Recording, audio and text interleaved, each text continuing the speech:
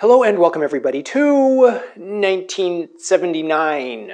Taylormade comes out with the Pittsburgh Persimmon, a steel-headed driver, and it was okay.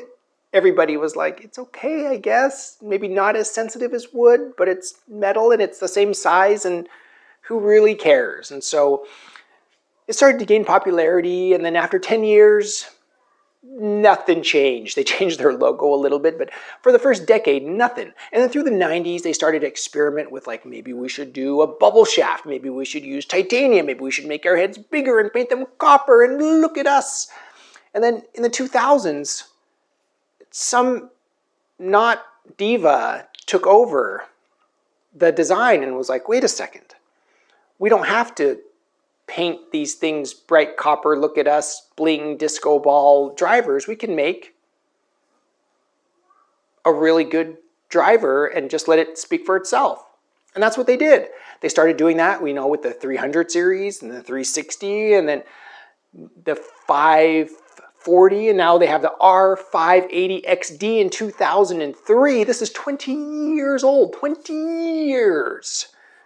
So how good could it possibly be after 20 years? Let's get this on the review table and have a closer look. So very clear to see, etched in titanium here, R580 XD Taylormade. The loft is down here by the heel, in this case 9.5. This is one of my favorite things of this era, is their visible weighting system. They did this in their irons too, so the 580 XD here has one, two, three. What are those? Tungsten weights set in epoxy, and the layered sole right here. I think that's so cool looking, the titanium here. On the toe, you'll notice it does say titanium. And there's a glare right on it, of course. Titanium here on the toe. Spin around the skirt to the face. A very recognizable Taylormade face. That center, those center grooves right there, flanked on either side with additional grooves. The top line has the Taylormade logo. Can you see that right here? There's a little Taylormade logo. And just a nice glossy black finish. Obviously, this is old. It's been slammed in a bag without a head cover. There is a serial number here on the hosel somewhere. It's right here. Not sure if you can read that. One silver ring ferrule. And then we have this graphite shaft. Anybody who's familiar with Taylormade will recognize this straight away as the the R500 series mass squared low torque tip firm, yeah, whatever, stiff flex. Just a reminder of the year. And then we have the original Taylormade grip, and on the butt it just says Taylormade. Upside down and right side up. All right, so lovely clean driver at address, which is new. You know, it's not gray, it's not copper, it's black and bold. I like it. Let's get this out to the simulator and have a hit. This is the Taylormade 580 XD. It's the R580. And the last time I hit this was quite a while ago, so I have no idea what to expect. But I have hit these before. I remember one of my friends bought one of these new. He let me hit it a few times, and I really liked it. This was kind of the same era as the Great Big Bertha 2 and stuff. All right, first tee, trying to hit it straight.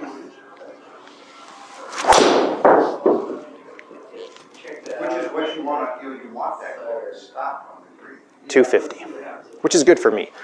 Like, even like with my Taylormade M2, my best shots go about 160.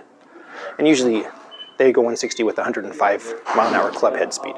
So, I mean, wow, this is a wonderful driver to hit. I just don't see what I'm missing. Like, manufacturers these days are like making like ping with the G430. At the making of this video, that's like the new one. They're shrinking the face, 6% shallower face, because they're looking for any sort of improvement, and they're going to find that in speed. So like a little smaller, you know, club head like this, which isn't 460, will have very, reasonable face, like a face size. Will it be as forgiving? Yeah, I don't know. It's hard to say. All right, let's try. That was what, a 90% swing? Let's up that a little bit, see if I'm warmed up.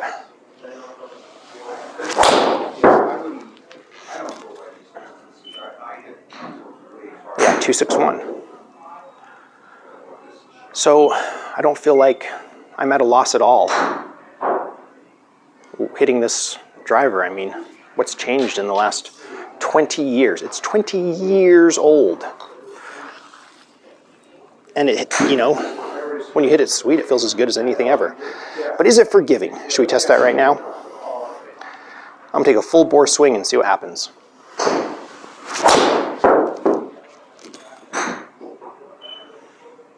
Yep. That was just a huge in and out. See, that's all me. You can't fix. You can't. You can't fix it. That equipment's not going to fix your swing. That was just me trying to wind up too much. Fun. All right. Well, let me know your thoughts and memories with the Taylormade R580 XD, not the 580, not the 580 XD, the R580 XD. This feels amazing when I hit it. I hit it the same day as I hit a persimmon. Review pending, buckle up, it's coming. But this, all right, so we have to ask ourselves a couple of questions. People are like, well, duh, of course. When you have these small heads, like your Pittsburgh persimmon or a real persimmon wood, they're smaller. And so they're, of course, with titanium, a modern head, with the weighting system, it's going to be more forgiving, it's going to be easier to hit, you get more club speed, you get a lightweight graphite shaft and a lightweight head, kabam, right? You're going 260. I said, it's hard editing. I watch myself say stupid things. 160, I guess that's how far I drive. 160. People are like, I hit my 8-iron that far. So anyway, this driver, was it great for the time? Yes, it was wonderful. But today, where do we stand on this? And this is where I'm asking you, because I don't know where we stand on this. Is this something that you would recommend to a new golfer? I have trouble because, for the same price, you get something 460 cc's.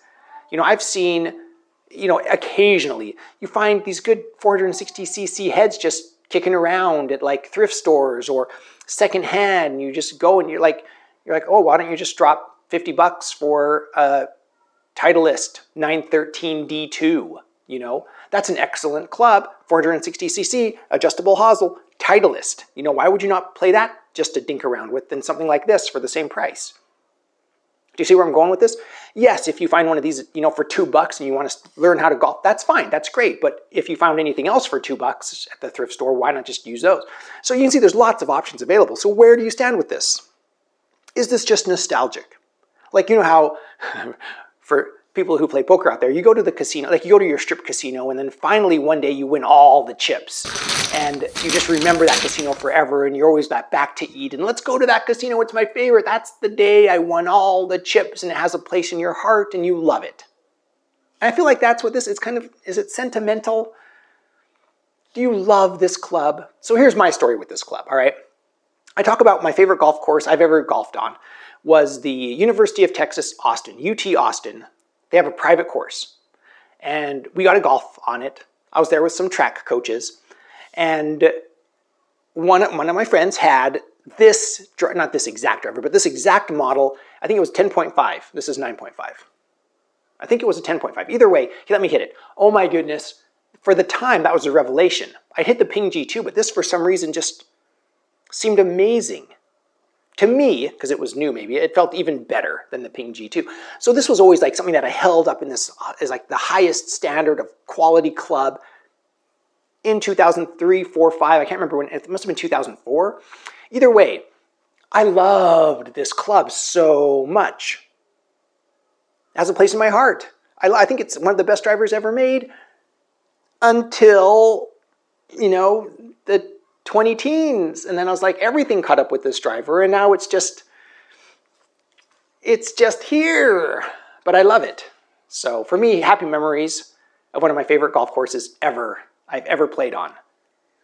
Let me know your thoughts about the UT Austin private club, golf club, and let me know your thoughts about the Taylormade 580 XD, the R580 580, not to be confused with the 580, the R580 XD in the comments below. As usual, huge shout out to my patrons. Thank you so much for your support. I really appreciate it. If you'd like to join us on Patreon, it's just general support. I post a few behind the scenes pictures and updates. I like to chat back and forth with my patrons. Another way you can support the channel is by visiting my Amazon shop. I'll put a link in the description below. I am an Amazon associate. I make proceeds from qualifying purchases. Thank you everybody for watching. If you enjoyed this content, please subscribe. I am the Vintage Golfer.